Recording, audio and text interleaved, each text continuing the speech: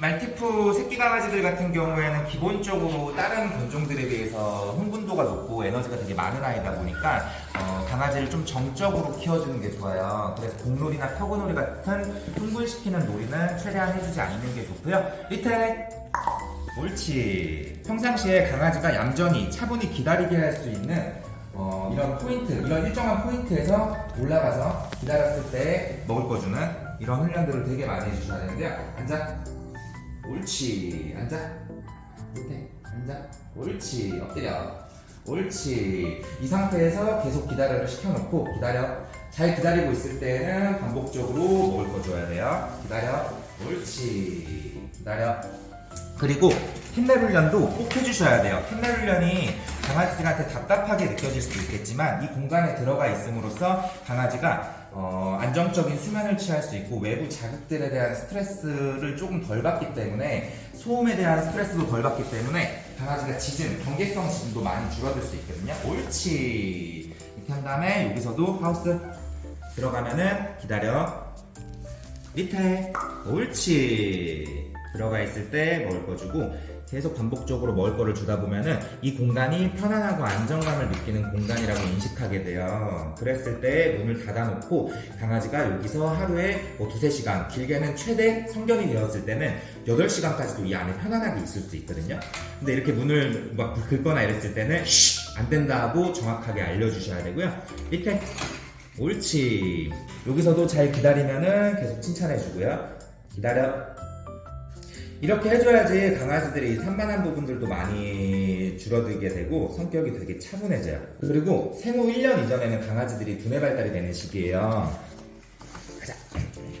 이 시기 때는 그래서 되게 여러 가지 훈련들을 시켜주셔야 되는데 옳지. 옳지. 자, 엎드려. 들어갈까? 이어. 밑에. 돌아. 옳지. 손. 옳지. 엎드려. 옳지. 앉아. 그리고 강아지들도 왼발잡이, 오른발잡이로 나눠지는데 밑에 같은 경우에는 양발잡이에요. 보세요. 손. 원래 왼발만 뒀었는데. 네. 근데 양발잡이의 강아지들은 대체적으로 스트레스 지수가 되게 높아요. 네. 스트레스에 좀 민감도가 높고 반면에 왼발잡이 강아지들은 공격적인 성향이 좀 강해요. 오른발잡이 강아지들에 비해서. 그 오른발잡이 강아지들이 조금 더 유순한 편이라고 생각하시면 돼요. 옳지. 쟤는 왼발 위주의 양발잡이니까. 예. 양발잡이에요. 그렇게 이게 어떤 말을 주로 쓰냐에 따라 성격이 또 나눠질 수 있는 거예요. 옳지.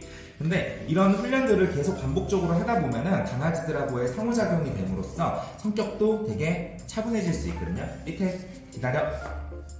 기다리면은 계속 먹을 거 주는 거예요. 옳지. 하이파이브. 옳지. 터치. 옳지. 굿. 앉아.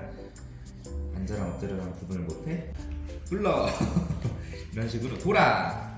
옳지. 살짝이라도 하면 칭찬해줘야 되고 또 산만한 강아지들은 이렇게 번쩍 들어가지고 막 만져줘야 돼요. 텐션이 높은 애들은 기다려.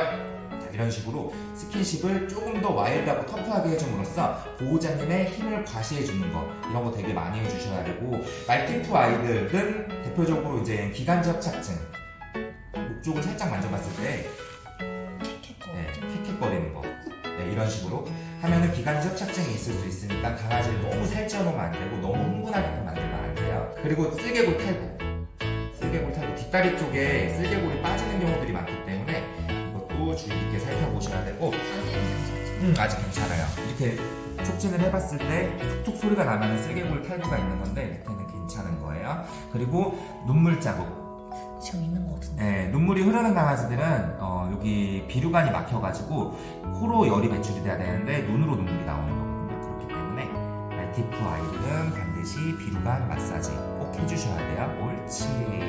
이런 식으로 옳지.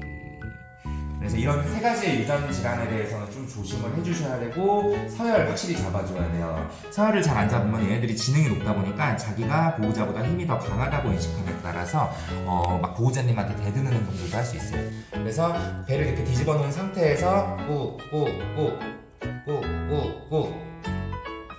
잡고 눌러서 꾹꾹꾹 이런 식으로 많이 해줘야 돼요.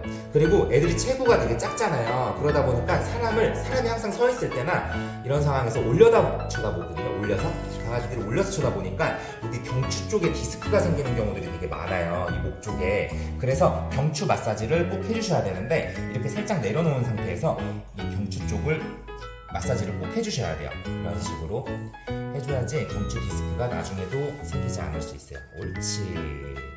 그리고 마지막으로 항상 이거는 기다려 기다려 하면 계속 여기 있어야 되는 거예요. 보호자가 나오라고 할 때까지. 네. 이 정도는 말티푸 키우실 때 꼭 알아두셔야 되는 부분이에요. 네.